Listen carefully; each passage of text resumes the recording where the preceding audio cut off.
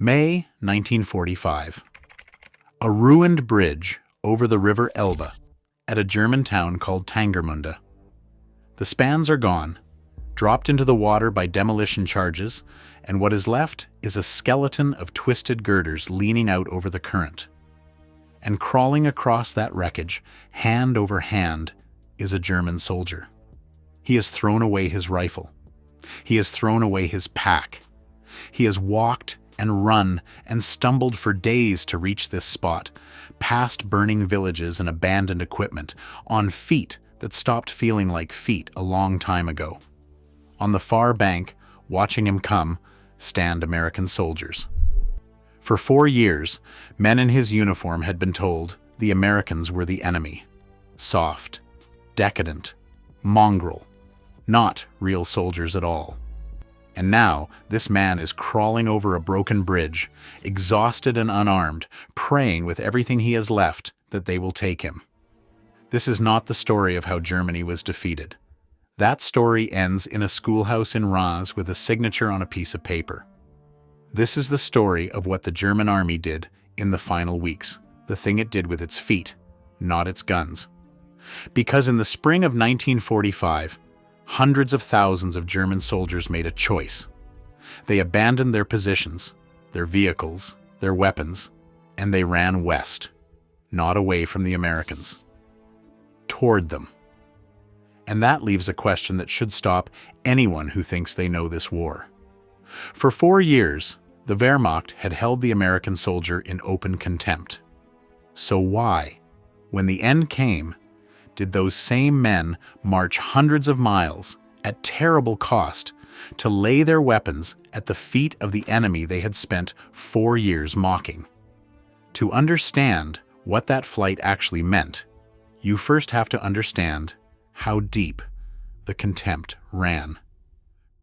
From the very beginning, the German assessment of the Americans had been dismissive to the point of insult. In the eyes of the German High Command, the United States was not a warrior nation. It was a nation of merchants, a country of factories, salesmen, jazz music, and easy comfort, materially rich, spiritually hollow. German intelligence studies concluded that the American was not a fighter by nature, that his army was a hasty imitation of a real one, a colossus with no soul. Nazi propaganda went further and uglier still, painting the Americans as a mongrel people, a nation without unity or blood or will, incapable of standing against a hardened European army. And that contempt was operational, not just rhetorical. German commanders genuinely expected the Americans to break under a well-executed counterattack. They expected them to panic, to run, to fold the first time a real veteran unit hit them hard.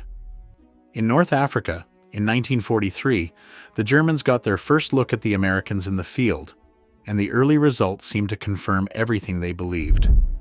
The Americans were clumsy, badly led, beaten in their first serious engagement.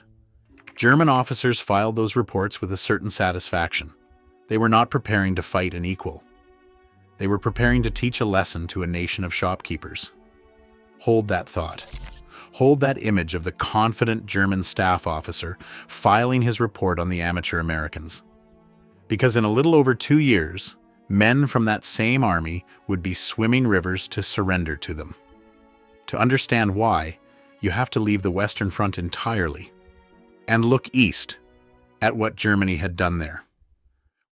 When Germany invaded the Soviet Union in 1941, it did not launch an ordinary war. It launched a war of annihilation. What followed over the next 4 years, across Ukraine, Belarus, and Russia, was a campaign of deliberate destruction that killed millions upon millions of Soviet citizens, soldiers, prisoners, and above all, civilians. Entire villages were erased. Cities were starved. Soviet prisoners of war died in German hands in numbers almost impossible to comprehend. By the end, the Soviet Union would count its dead in the tens of millions. It was, by a wide margin, the most catastrophic thing one country has ever done to another. And every German soldier on the Eastern Front knew, in his bones, what was coming back the other way. That is the thing to hold on to here, because it is the engine of everything that follows. As 1945 opened and the Red Army came pouring west across the German frontier with 4 years of that behind it, the German soldier did not have to be told what awaited him. He had been there. He had seen what his own army had done. And now he was on the receiving side of the map, and he could do the arithmetic. The German army in the East was not fighting for victory anymore. It was not even fighting for Germany. In those final months, hundreds of thousands of men were fighting for one thing only: distance. Time and distance, and the chance to reach a line on the map where the men in the foxholes across from them would be Americans. Zoom in, then, on what that flight actually looked like on the ground, because it was one of the strangest sights of the entire war. In January of 1945, as the Soviet offensive rolled into East Prussia, the German Navy launched an enormous evacuation, ferrying hundreds of thousands of soldiers and civilians out of the Baltic ports and westward across the sea. Overloaded ships pulled out of freezing harbors, packed far beyond capacity, while crowds of people who could not get aboard stood on the ice and the docks and watched them go. It was, in raw numbers, one of the largest sea evacuations in history, and one of the deadliest, as ships went down in the winter water with terrible loss of life. Whole formations, whole populations were moving for one reason: to end up on the western side of the line when the shooting stopped. On land, it was stranger still. Picture a German column in the spring of 1945, not advancing, not retreating in good order, but simply moving west with everything it has. Trucks that have run dry are pushed off the road and abandoned. Artillery pieces are left in the fields with their crews walking away from them. Men who have fought for 4 years drop weapons they were told to defend to the last bullet, because a rifle is weight and weight is time, and time is the only currency that matters now. Mixed in among them are civilians, carts, prams, families walking with what they can carry, moving in the same direction for the same reason.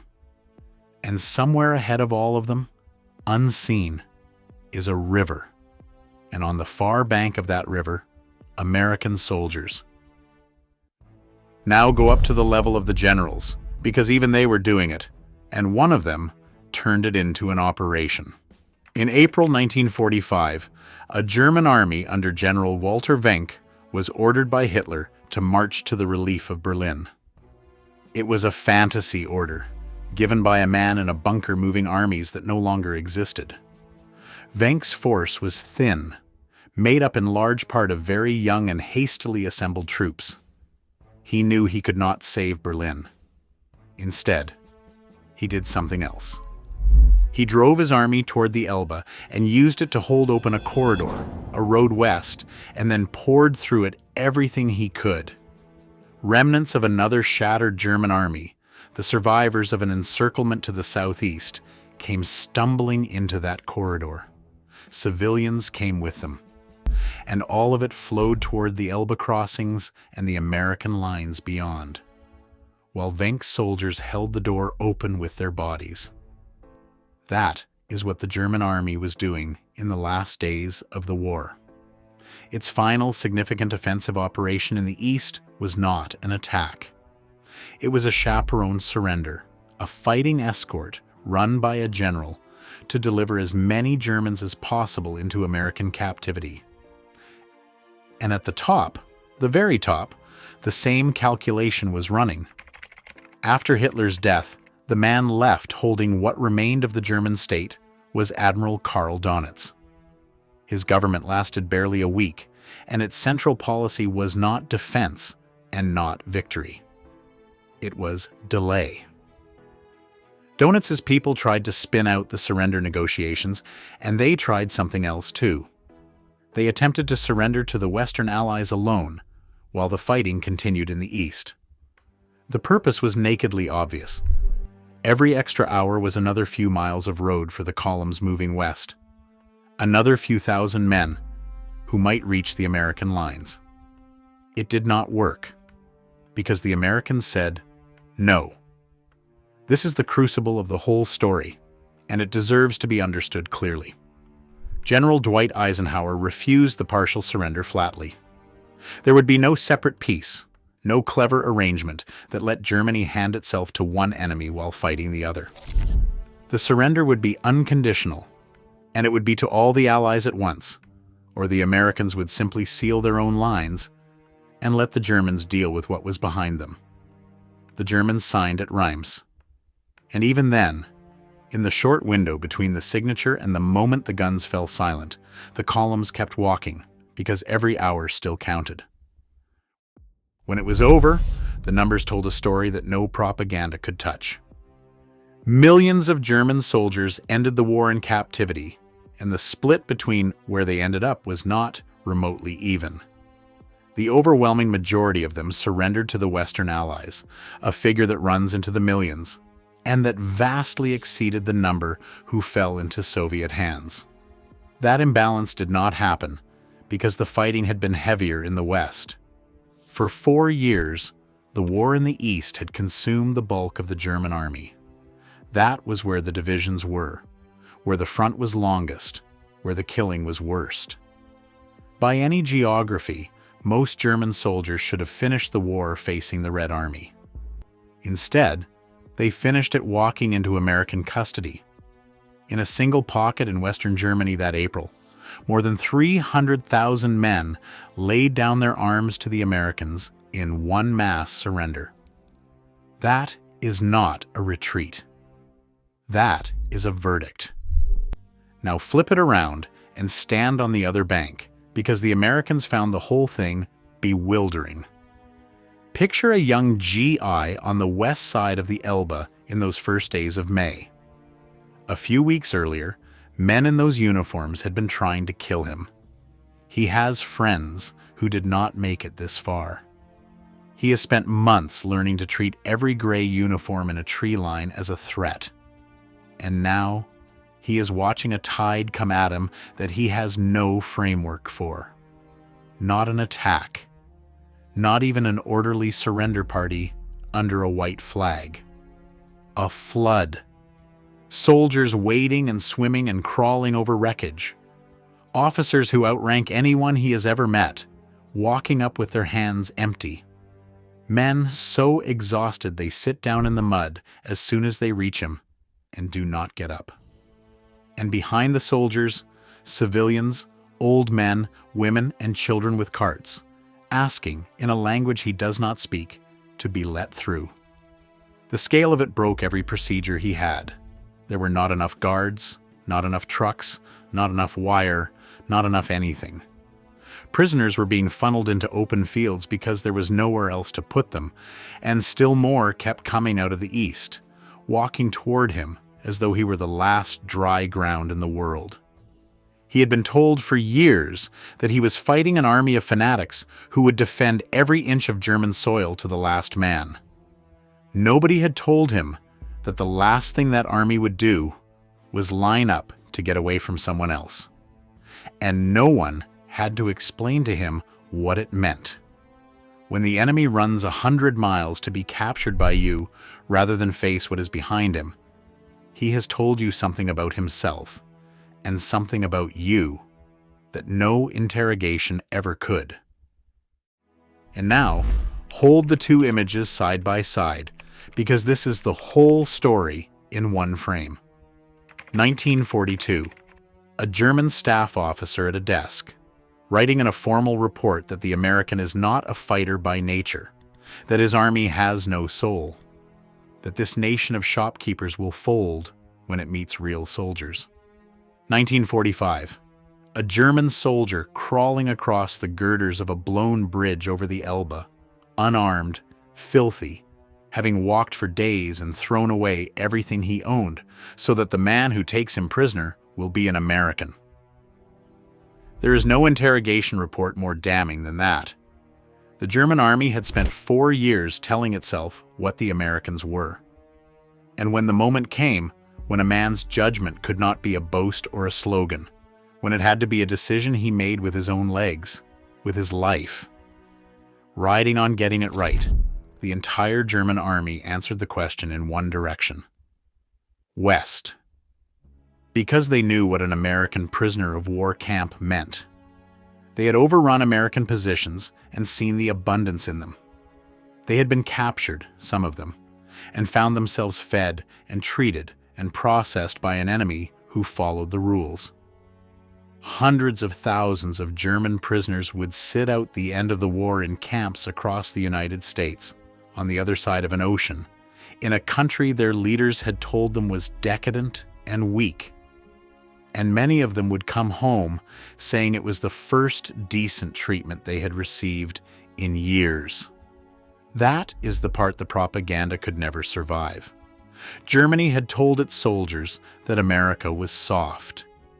In the end, its soldiers ran hundreds of miles toward that softness, because it was the only mercy left on the map, and because they knew exactly what they had earned in the other direction. There is a temptation to tell this as a simple story of American greatness, and it is not quite that. The men running west were not running toward American virtue as an idea. They were running from a reckoning their own country had spent 4 years earning in the east, and they were running toward the only door that was still open. But that is precisely what makes it the truest measure there is. Nobody was watching.